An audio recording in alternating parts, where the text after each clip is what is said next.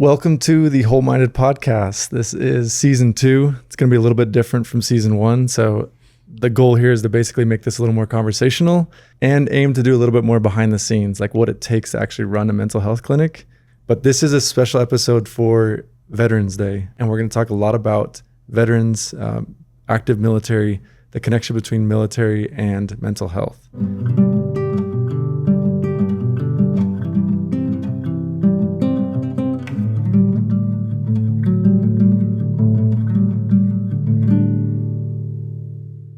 This is Randall Mendoza. He works at Whole Mind. He is a sergeant in the Utah Army National Guard. So first of all, thank you for your service. Thank you for your support. Yeah. And thanks for coming in to talk today. We're going to go over a lot of really interesting stuff. We're going to talk about TMS and how that can help. And Randall is a TMS technician here at Whole Mind. So he can talk through the details. He can go high level all the way down to like very specific technical things. But we'll keep this at a level that I think most people understand and appreciate. So tell me a little bit about your background, just kind of like where you grew up, where you're from, how you ended up here in Utah. I'm originally from California. My parents, I'm of Mexican descent, so both my parents were actually born in Mexico. They moved to this country, like how most immigrants do it, by just trying to find a better life for themselves, for their children.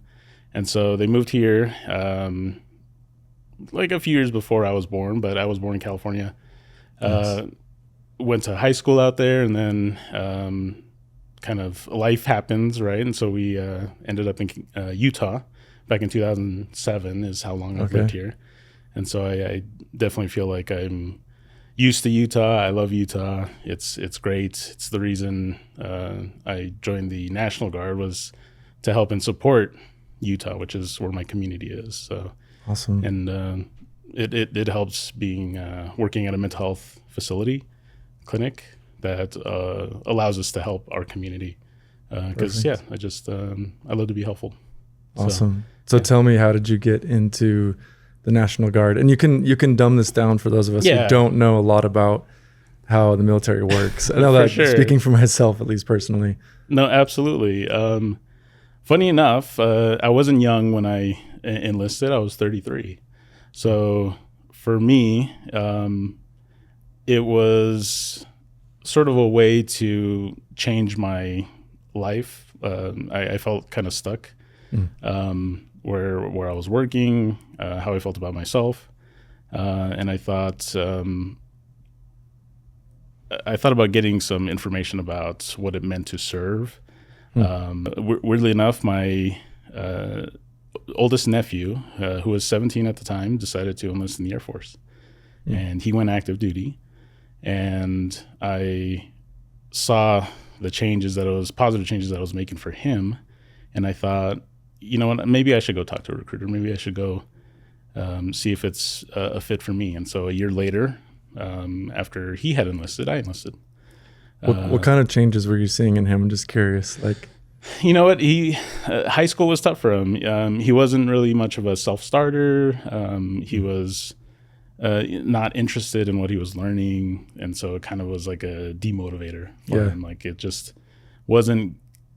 It wasn't like pushing him to get up in the morning and actually like succeed, right, and achieve. Yeah, I was the same in high school. And I was the same too. And unfortunately, kind of some of those habits carry on later in life, right? Yeah. I think what the military provides is an alternative, something that, like, if you feel like, you know, you maybe need a little bit of help or a way of finding who you are, what your mettle is, like what type of person you can be when pushed. It's not for everyone, but I think for the right people, for certain people, it's exactly what they need to kind of like change. Interesting. So you saw it was my nephew. My eldest nephew. So your nephew was in the military, Air Force. He'd been enlisted for about a year, and you were noticing a bunch of changes with him, and you felt like that interested you, like maybe. Absolutely. Okay. Yeah, I think it was it was good for him, because I think he was having a hard time in high school, and sometimes, you know, feeling like an outcast, or not feeling like you kind of belong exactly, or not being part of something, feeling like you're part of something bigger. that can kind of be detrimental. It can hurt people in the sense of like they don't feel good about themselves because they're not making big strides in high school, or they're not like working towards college and university, higher education sometimes. So I think that's why a lot of people find the military is to at least maybe find a way to transition to something else.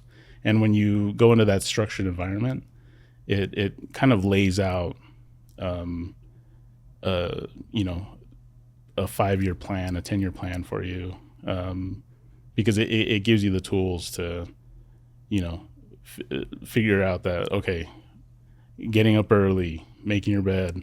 Like there's like really simple things in basic training when you get there where you're like, okay, this is doable. I can do this. It's like an element of like self-discipline too, right? Self-discipline, huge. It's a huge part of it. And but it also instills in you that you're working for something else or someone else. Like a bigger purpose? Yeah, like larger purpose. One of our core values is selfless service. You know, that's a big thing. And when I joined, I want to do something that would help me outside of the military. So that's why I chose to be a medic. And when I picked that MOS, and MOS is your job code. MOS is, so there's a bunch of different options, but that's like an acronym for... It's an acronym for Military Occupation Specialist. Okay, so what you specialize in within the military. Exactly. And you chose medic. I chose combat medic. Why did you... Combat medic. Why combat medic? Well, first because I had some curiosity with like the medical field and healthcare in general. And I'm not exactly sure why that kind of interested me, but the idea of helping people, I think, was primarily it. And I had a buddy who was a nurse and going to like Westminster College and stuff. And he was, for him, that was like his positive change that he was looking for, like actually going to school and then transitioning to working as a nurse later on. But why combat? Because so you could have been a medic, but not a combat medic, right? So no. So combat medic, also known as a healthcare specialist, is its own MOS, and it's kind of like it's slightly broader. It makes you comparable to like an EMT and above, not quite a paramedic kind of a thing. Yeah. But it allows you to potentially help on the battlefield. And for me, I didn't necessarily want to go like straight into, you know, a conflict and a war and everything like that.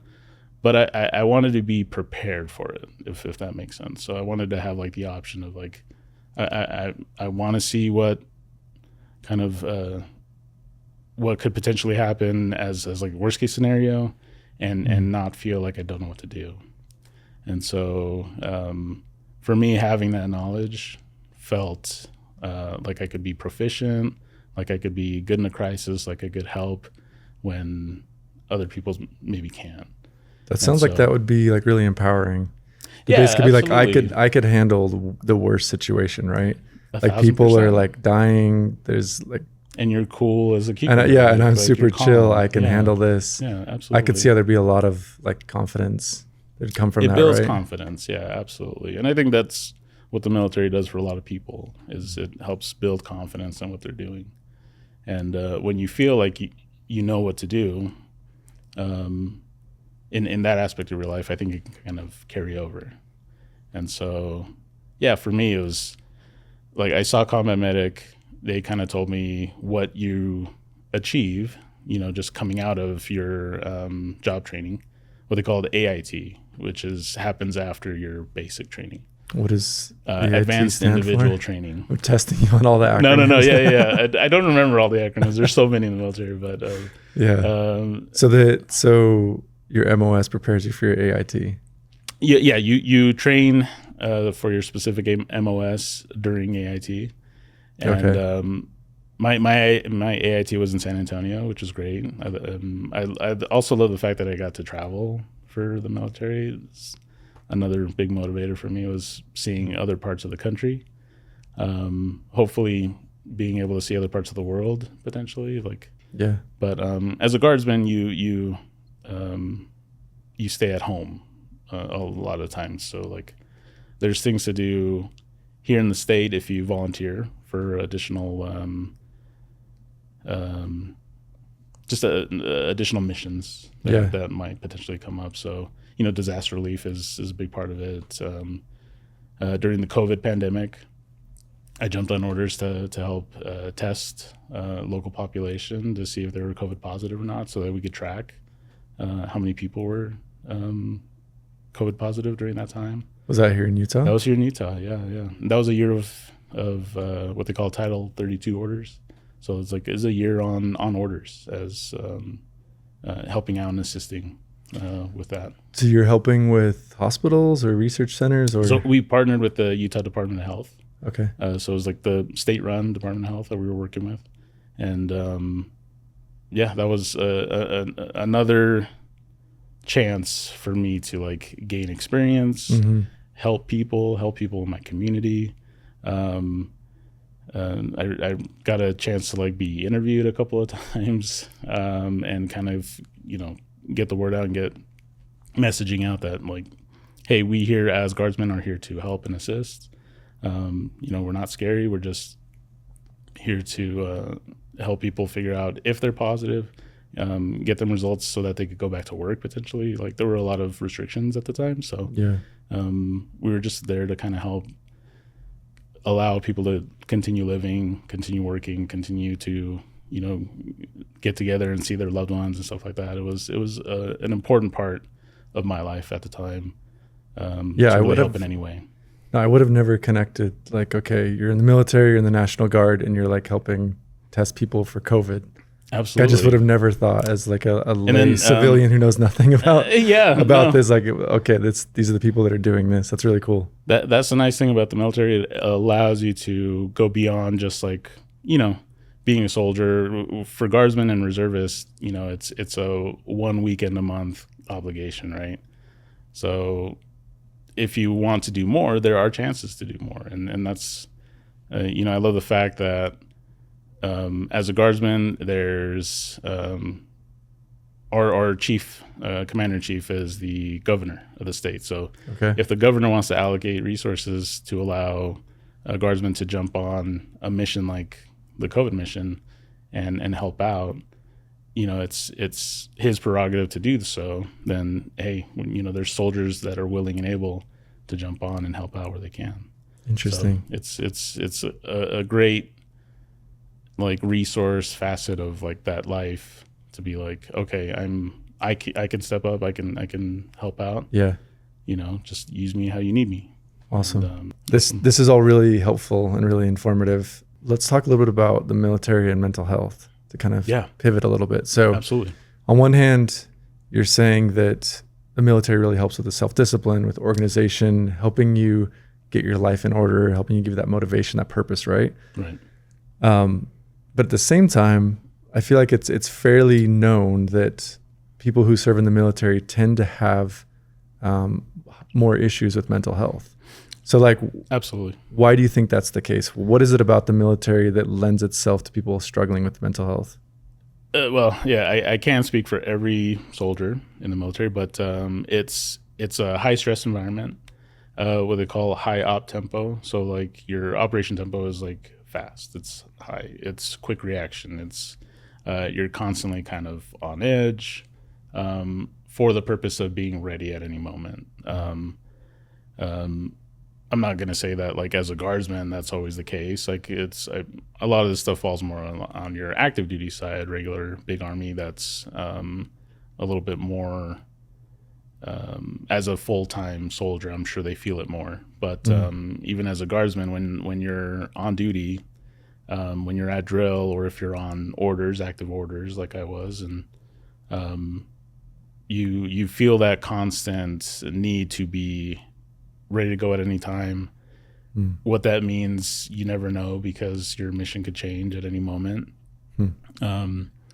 Things are prepped for, and you prepare as best as you can, but you never know what's sort of wrench is going to be thrown into all of that, and maybe potentially change what you're doing. And so that stress I think that's part of it. I think just it creates like a level of anxiety that's higher than like what it would be if you weren't in the military, I think. So, and I think that can definitely affect people's mental health. It's hard to shut it off. It's hard to turn it off. You probably see there's TikToks and Reels and stuff on social media where they kind of touch on that, like there's a lot of creators, influencers who are been in the military, their prior service are still active, and they sometimes jokingly, but that's our way of coping sometimes, is like you joke about things. Well, like give me an example, like joking about what? Like joking about the mental health specifically? Mental or health. Joking about like the stress? Joking about the stress, joking about like how even after you're out of the military, you're still waking up at 5:30 in the morning for no reason. Like, it's just kind of things that are stressed and built into you to build what are good habits in the military. And while you're in, when you get out, maybe it's not always the best because you just stay in that state of anxiety and stress. And I think it also, soldiers, since they're always meant to be called upon and ready, if they are feeling depressed, anxious, to the point of like just wanting to shut down, they can't, because they have to be there and ready to help and do their job. And again, it's like not being able to turn it off doesn't allow you to process everything, go through what you went through, and then hopefully kind of work it out so that it doesn't become it doesn't encompass you or overwhelm you or like, at least that's how I perceive it. Like that's what I think is happening with some soldiers, is that it's just, it's too much. It becomes overwhelming, and it takes over your life a little bit. And the bad thing that comes from that also is, some people don't think about, is that once you are out of it, you sometimes miss it. Miss what? Miss the anxiety, miss the stress, miss the high op tempo, miss that sort of sense of purpose. There's guys that get out that are, they become severely depressed because this part of their life is missing now. There's like a void. And there's a void, and there's not anything that can really fill it, because it's the military, and military life is so unique. And if you don't see your battle buddies every day, and you don't see that group that you were so close to, it's hard to fill that void. Interesting. I think a lot of people typically, when you think about military mental health, their mind probably jumps to PTSD. Like, okay, it's sure. Shell shock. It's like being active duty, being deployed. Yeah. You're in the battle, like that messes you up, right? I think we've seen a lot of movies about that. But what you're saying is that it's a lot more than that. Like, it doesn't have to be that extreme. It could just be the general culture, the general expectations, the general, like, being a part of that community. Camaraderie, right? Yeah, it's having people around you that are so close to you that it's like, and I mean, you wear the same uniform, right? And that's kind of for continuity. That's like to give you a sense of, okay, I belong to something. We're in it together. There's no breaking us apart, kind of thing. That is a cohesive unit. That's a company that moves together and does everything together. That's why you live together, you sleep together, you shower together, kind of a thing. Like, it's an intimate setting, sort of, but a professional setting. That's what they stress. And when you are no longer part of that, you again kind of feel like an outcast, an outsider. And that can come without having to have that like traumatic experience, or because only a small percentage of the military ever deploys, ever goes to a war zone, ever goes to a combat zone. And so I think for those soldiers, I mean, what they see there, that's going to cause PTSD a lot quicker. I mean, that's going to lead to potentially problems if you're not addressing it, and when you come back and get out of that scenario, not addressing those issues is causing those PTSD issues and leading to potential worse outcomes. I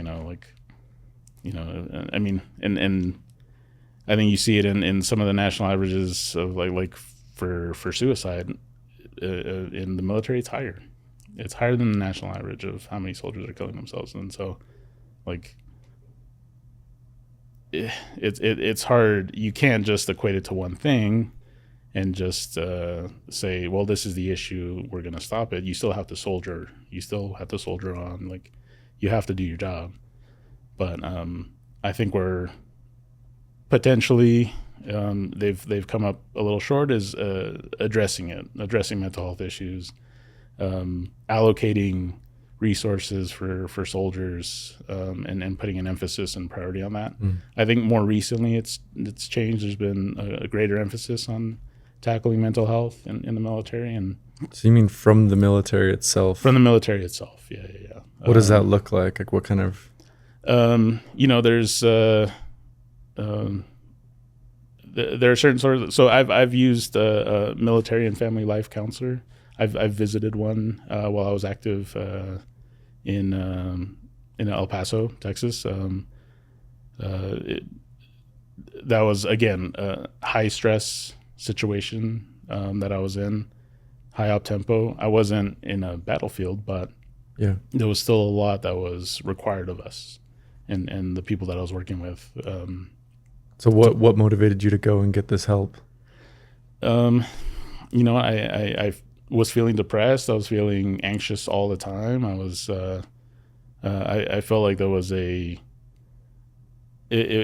felt like it was never going to end.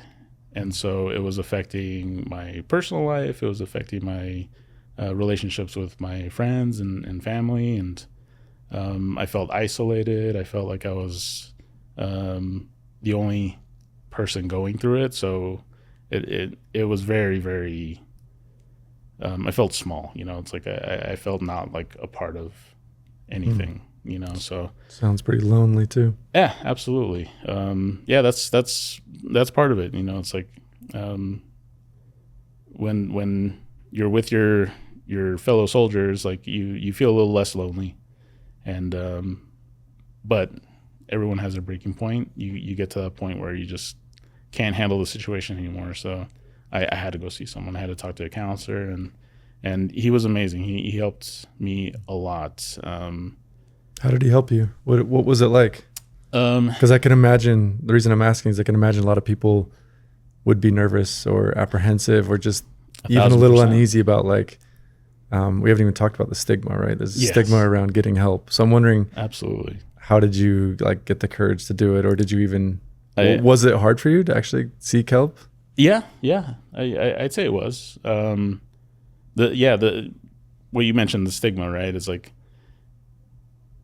people. I think military life it's not conducive to including or throwing in to your daily routine in life, seeking mental health or even seeking medical help sometimes. Do you feel like it's like maybe the opposite, that it's actually deterring people because of the focus on character and strength and grit and resilience and all those things that... Absolutely. I mean, this is the idea I have in my head, is that a lot of people in the military feel like it's a sign of weakness.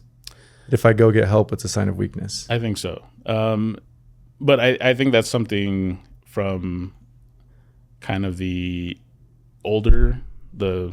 people that have been in the military a little bit longer. I think it's kind of becoming an outdated tradition or thought. That's good. Which I mean, it's if something's not working, you got to pivot, you got to improve, and you got to figure out the problem and deal with it. And so I think that's a lot of what the Army used to be, what military life used to be, was this big stigma about, getting help from someone when you can't help yourself. Like, we're taught to be resilient and being able to always provide a service in service of others. And what I think they forgot to kind of stress was that, if you're not right, and if you as an individual aren't feeling like you can help other people, well, you're not going to be able to help other people, right? Like, you have to help yourself before you can help others sometimes. And so, but you believed that you already, that's interesting to me, because you knew you needed help and you were willing to go get that help. Yeah. And it took some people very close to me. What sparked it, honestly, what helped me get over the hump of, I should be ashamed, I feel guilty of going to help myself when I'm trying to help others. Like, that's my mission, is to help people first and help my fellow soldiers first. What got me over that was just saying something to my leadership, and I think if you have good leadership, they'll recognize, they'll notice a change in you. They'll notice that, okay, something's not right. Let's talk about it. And having that exposure to, like, being allowed to just, talk about yourself and talk about your issues, to address what's happening, that's huge. That has to be stressed, and that has to be like an emphasis for people to be like, okay, let me check in with you. Let me check in how you're doing. Let me just make sure that you're doing okay. And if you know each other really well, and there's that camaraderie there, even if you tell people that, oh no, I'm fine, they can kind of see past it, right? Like, you need those people close to you. You need those people close to you that notice, okay, he really does need help, or she really does need help. And if you can do that, I mean, it's like helping each other, right? It's beneficial for the group. It's beneficial for everyone if all of your individuals are right, are feeling good, are stable, are getting the help that they need when they need it. So let's go back to you getting help. Yeah. So you went and saw a mental health counselor, military family and life counselor. Family and life counselor. Yeah. And what was it like? Like, just kind of walk it through, someone who's never done this before. You show up in the office. I called a number. I talked to the counselor themselves and kind of made an appointment. And, I went, I showed up on time, because if you're in the military, you got to show up on time. If you're 5 minutes early, you're already 10 minutes late, kind of thing. So sometimes that's kind of how it is. But it was the first time ever meeting with, like, a therapist or a counselor. And they were very professional. They asked me kind of how I wanted to start, because I had no idea what was happening, what I was doing. And so the first question he asked me was, do you want to ask questions, or do you want me to ask you questions? Mm. And that was a great way to start. Like, for me, that helped a lot, because it allowed me to just let him start and drive a little bit. Take the pressure off a little bit. Take the pressure of, like, saying the right thing, saying the wrong thing. Like, I didn't know where to start. So, like, him being able to start was great. And so from there, he helped me identify some things that were happening. Like, he was able to kind of coax out a little bit of the story of what was going on, what I was feeling, and kind of paint a picture that was just, for me, it was all jumbled. Like, I didn't know how to identify what was happening. And he helped me kind of paint the picture a little bit and kind of identify. And again, like, for me, having knowledge, knowing what's happening, it's empowering, right? Yeah. Because then you feel like you can see the big picture, you can see what's happening, and you can start to at least hopefully tackle the problem, like deal with the problem. Once you've identified it, hopefully that can lead to being able to actually treat it, and So you've got like this, probably like this mix of feelings and emotions, and you're not well, but you don't know exactly what it is, or maybe why. You sit down with a professional, and hopefully it's like a good professional, right? Who's tactful and sensitive, and like you said, approaches the conversation right. And then you're starting to kind of connect the dots and say like, okay, now I can see what's going on. Yeah. And then I think what you said is really powerful. Like once you kind of know what the problem is, then you can start to address it, right? Absolutely. I think I mean, outside of the military, just mental health is scary, especially when you don't know what's going on. And if you don't know what's happening, you're kind of blind, right? You're just walking around in what you can't identify, what you don't know. Like it's like being in complete darkness. And besides already feeling what you're feeling, to not know where you're going, where you're walking, what you can't even see the finish line. Like, how are you ever going to get out of it, kind of thing, right? So I think, meeting with that counselor kind of took the blindfold off and allowed me to kind of better see where I needed to go and what I needed to do. That's awesome. Yeah. So you had a really good experience. Was it surprising? Were you like, did you walk out feeling like, wow, I did not expect that? I was surprised. I didn't expect to get as much out of it. And I'm grateful to him, honestly, like to this day. So and when I came back, because it was less of a stigma, I decided to, let me look into finding a therapist in my area and going and talking to them. And that helped. So that kind of opened the door once you'd seen someone in the military. Absolutely. You're off active duty. Yeah, I'm off active duty. I'm back to being a guardsman, and it's interesting. Like when you're a full-time soldier, it's good because you always have access to that, like being a full-time soldier. But once you go back to being a guardsman, you're part-time. You don't see, your leadership every day. You're not seeing them. You're not interacting every day. So you don't always have that opportunity to reach out. So then you really need to kind of find it on your own time during your civilian life, right?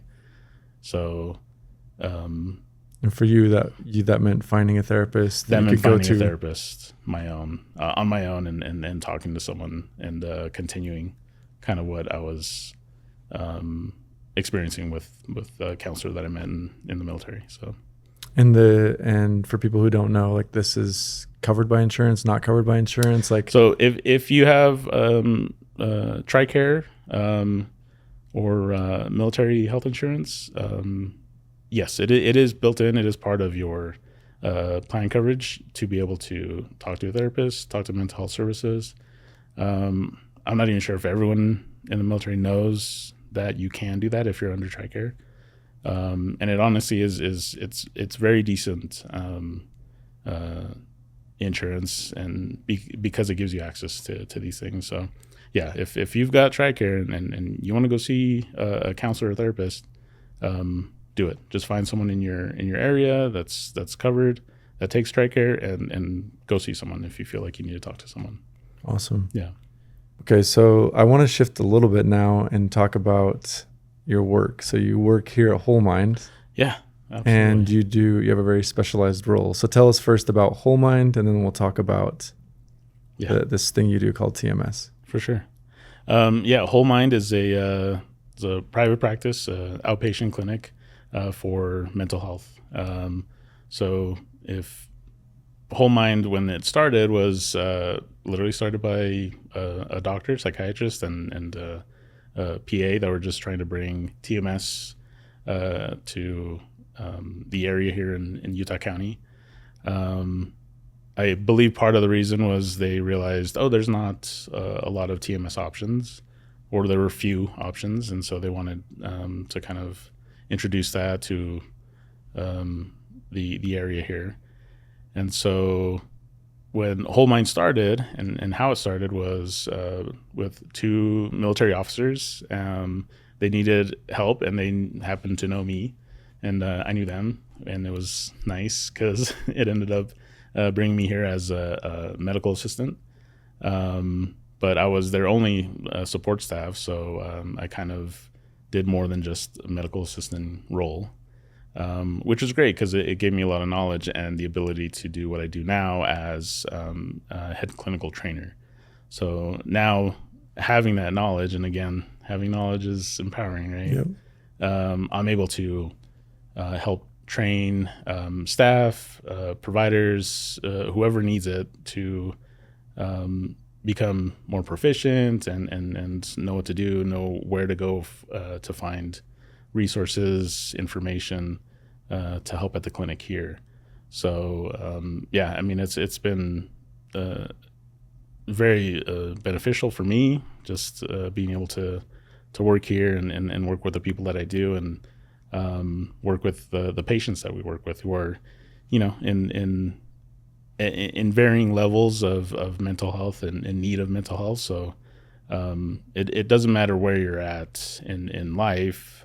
We see people who are very young. We see minors, kids, up to you know, very elderly people, in all stages of life. And the one thing that brings them together is that, yeah, they need mental health help. So I mean, it's a great thing to provide for people here in Utah. So Yeah, it sounds like a natural extension of the military service, right? exactly. You're helping people. You're doing something where you feel proficient, where you feel like you're really making a difference. That bigger purpose you talked about, right? Absolutely. Yeah, absolutely. So it kind of fit. And I think they knew that, and they knew me and who I was and the type of person that I was. And I think that's why they reached out to me. So it just kind of happened to work out really well. And I think it was kind of serendipitous, I guess. Maybe it just kind of meant to happen, meant to be. So, Awesome. Yeah. And so you're clinical trainer. Tell us about this TMS. So you mentioned it a couple times. People probably don't know what TMS even stands for, what it means, and then just explain like how it works, and just give us the rundown of Absolutely. TMS. So TMS stands for Transcranial Magnetic Stimulation. So it uses an electromagnetic pulse that they refer to as a coil. Similar to how an MRI machine works, where it's sending a magnetic pulse in this instance to stimulate your neurocells to hopefully promote your neural pathways to kind of be rebuilt. It's sort of like being stranded in the middle of a forest, and when a person's depressed or anxious, or it's overwhelming. It's kind of, you have this overgrowth everywhere, and there's no trail anymore. And TMS tries to stimulate your brain so that you can start to build your own trail and kind of connect everything back together again, so that you can think healthier, think in more positive ways. Be able to kind of silence some of the depression and some of the negative thoughts that you have about yourself, about life, about everything. So that's the idea around TMS. Okay. And then tell us what it actually looks like. You come and sit down in a chair. Yeah. So with TMS, a provider, doctor here is going to do what's called map you. They're going to identify proper treatment location On your brain. On your brain. So Okay. and it's typically for depression treatments. You have left-sided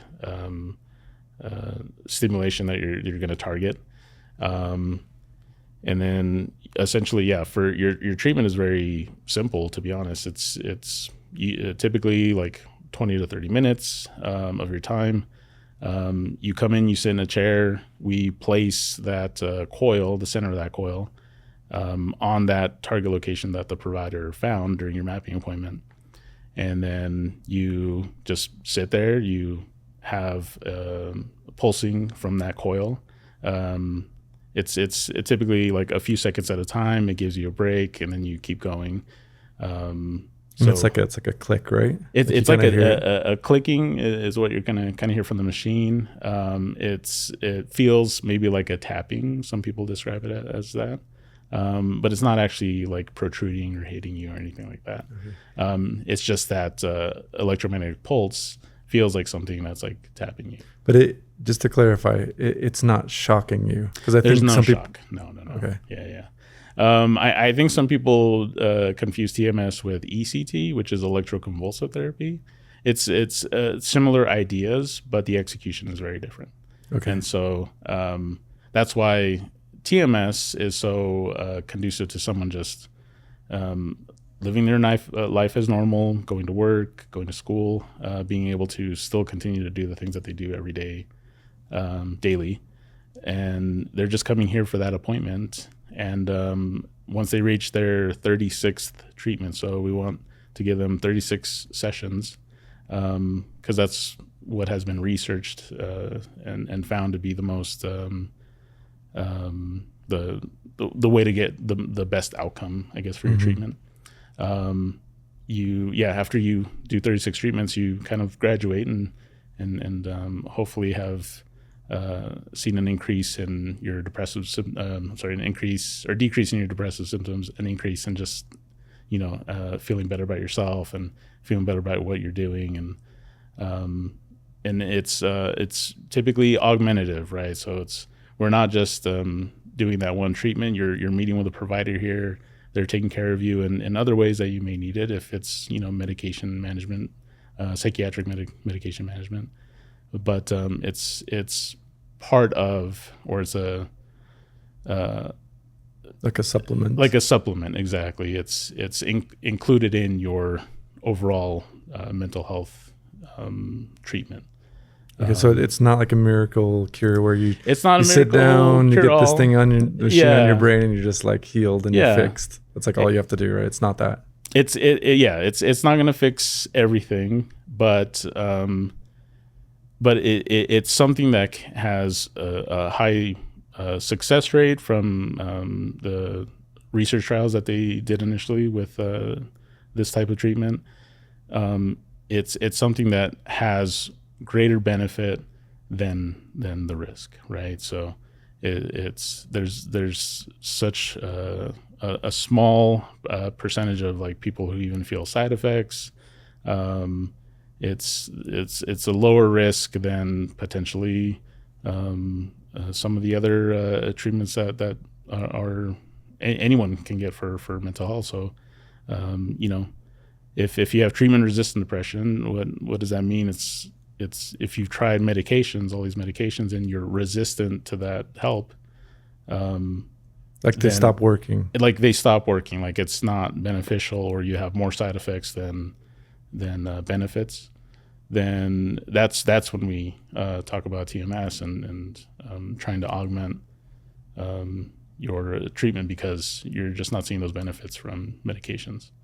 What if medication is working, or you don't want any medication? Can you still do TMS? Like, how does it work? How do you qualify, I guess, for TMS? It dependent on insurance. So we're still, kind of working at the within the guidelines of what your insurance will allow. But we have prior auth specialists here that can look into what the requirements are according to your insurance.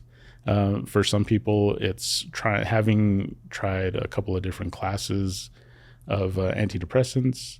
So 2 to 4 classes, what they call a trial of medication, which I think is around 6 to 8 weeks. Some of them might be a little bit different, of trying a medication. And if it hasn't been beneficial, if it hasn't helped, the provider's going to stop you. We're going to discontinue that medication, but that's considered a failed trial. So, it can be discouraging to people, but luckily it does help us paint a picture to your insurance to show, like, look, they've tried these medications. It has not been helpful, not been beneficial. This is why we want to try TMS and offer TMS to them.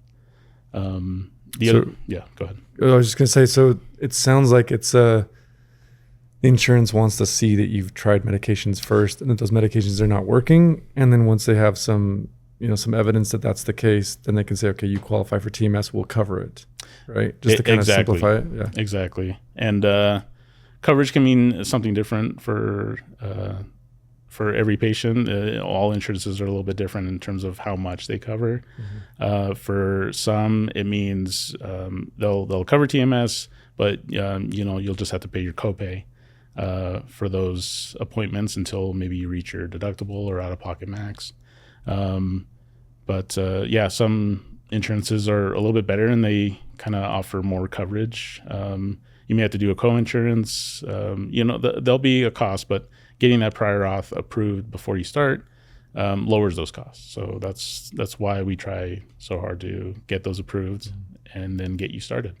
And if you're in the military, you mentioned TRICARE insurance. TRICARE insurance is pretty great and works well with offering TMS to their the people that are insured, and you get somewhere from 36 to 60 sessions or treatments, up to 60, I believe, which is fantastic. I mean, that allows you to do a full regimen of treatment of 36 and continue maintenance.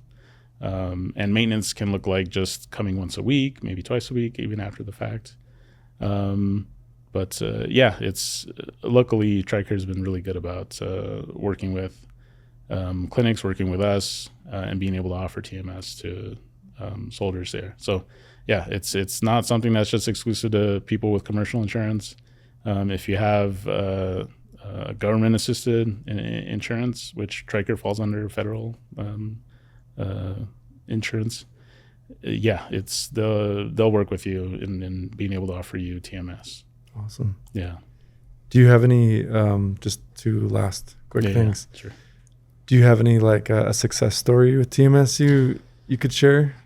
I think so. I won't get into specifics, obviously. But, without sharing no, specific, absolutely protected information. What I've seen in some of our patients is, we had a patient that was to the point where I think they were kind of in a severe episode, a depressive episode, and they had tried some other things, just kind of helping themselves, doing it kind of holistically, exercise, trying supplements even, it's just people will try a lot of things. It's like we're not necessarily seeing people at the beginning of their journey. We're seeing them towards, deeper in. And so they've tried these things, and when they don't work and they don't see positive results, they get more discouraged, right? Like it can be more detrimental sometimes. And luckily we encountered this patient and were able to help them and get them treated.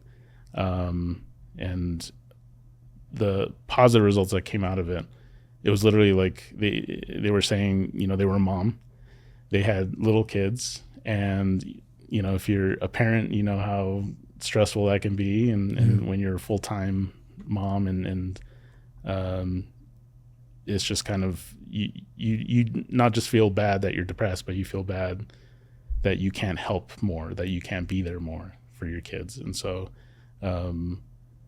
she literally described it as, after I started TMS, I was happy to do the little mundane things, like showering wasn't a chore, like cleaning up my house wasn't a chore, playing with my kids didn't feel difficult.